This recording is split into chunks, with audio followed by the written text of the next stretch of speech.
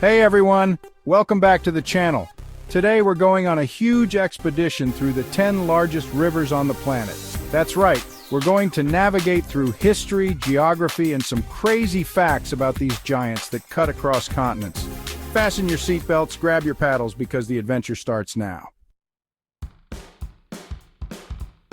We begin our adventure with the king of the jungle, the mighty Amazon River. Located in South America, this river monster is the largest in the world by volume of water, dumping trillions of liters into the Atlantic Ocean.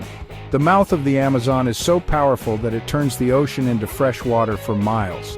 And it's not just the size that impresses with this giant.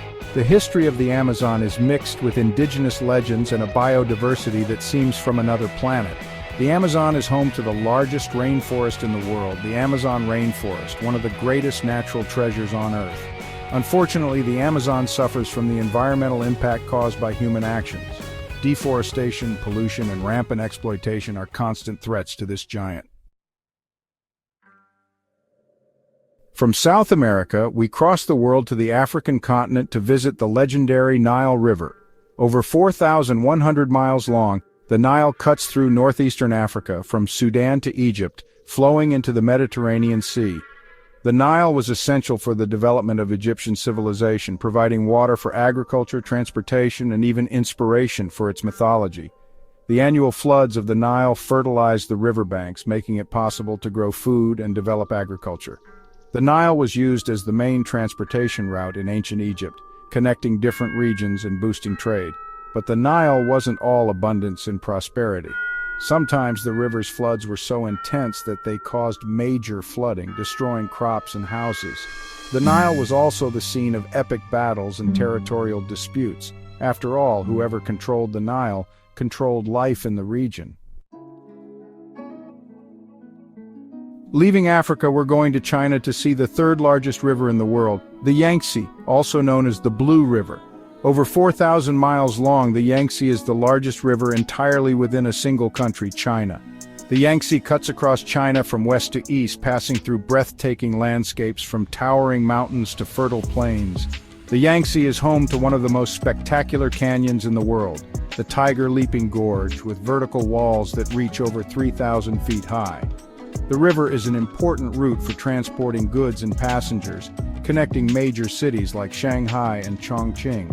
But the Yangtze also faces serious environmental problems, such as industrial pollution and siltation. Chapter 4. Mississippi, Missouri, the lifeblood of the United States. In the United States, we meet the fourth largest river on the planet, the mighty Mississippi, Missouri. At over 3,900 miles long, this river giant cuts through the heart of the USA from north to south. The Mississippi, along with its main tributary, the Missouri, form the largest river basin in North America, irrigating crops, supplying cities, and inspiring artists.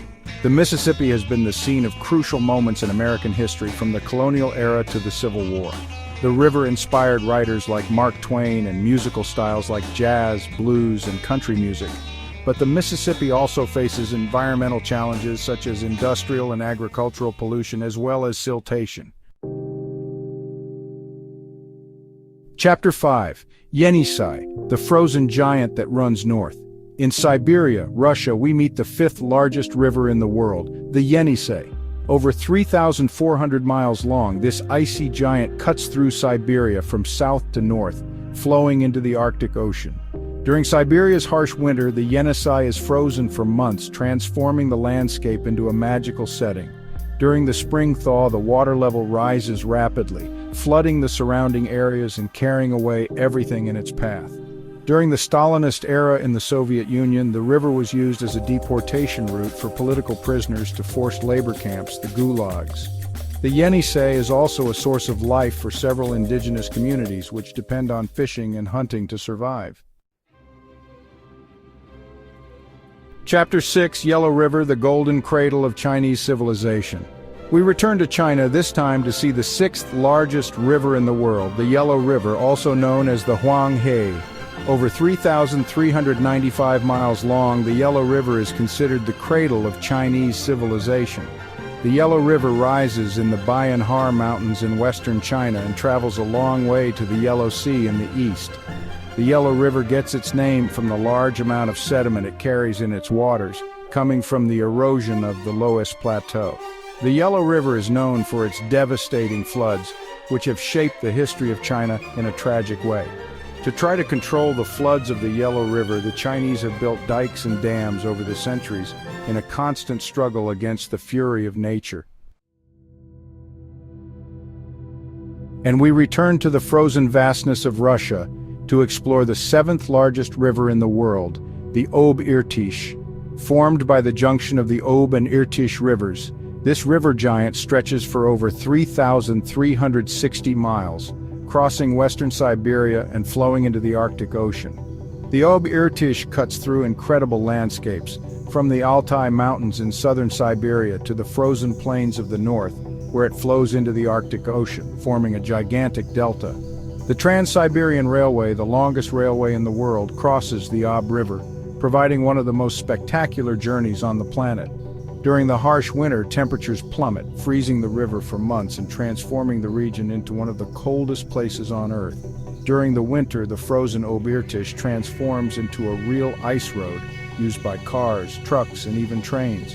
When summer arrives, the thawing of the Ob-Irtysh transforms the landscape, flooding the surrounding areas and creating a unique ecosystem. And we return to the African continent, this time to unravel the mysteries of the eighth largest river in the world, the Congo River.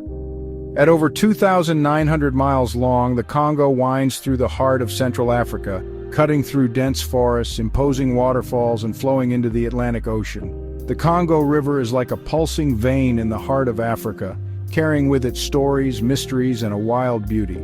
Its dark waters hide impressive biodiversity with fish species that are not found anywhere else on the planet. Despite the difficulties, the river continues to be a source of life for millions of people living on its banks, depending on its waters for fishing, agriculture, and transportation. And we're back to Asia to see the ninth largest river in the world, the Amur River, which marks the natural border between Russia and China. Over 2,760 miles long, the Amur rises in the mountains of Mongolia and travels a long way to the Sea of Okhotsk in the Pacific Ocean. The Amur is like a link between two worlds, Russia and China, each with its unique culture, history, and landscapes. The Amur is home to a rich fauna and flora, with species dating back to the Ice Age, such as the Siberian tiger, one of the rarest felines in the world. But the beauty of the Amur is also threatened by industrial pollution, deforestation, and overfishing. And we arrive at the last river of our adventure, the 10th largest in the world, the Lena River.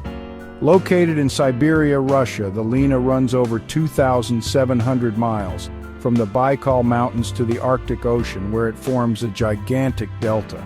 The Lena is a river of extremes, with landscapes ranging from towering mountains to frozen plains, where the temperature drops to unbelievable levels during winter. The Lena is home to impressive rock formations, such as the Lena Pillars, which rise like giant towers on the banks of the river.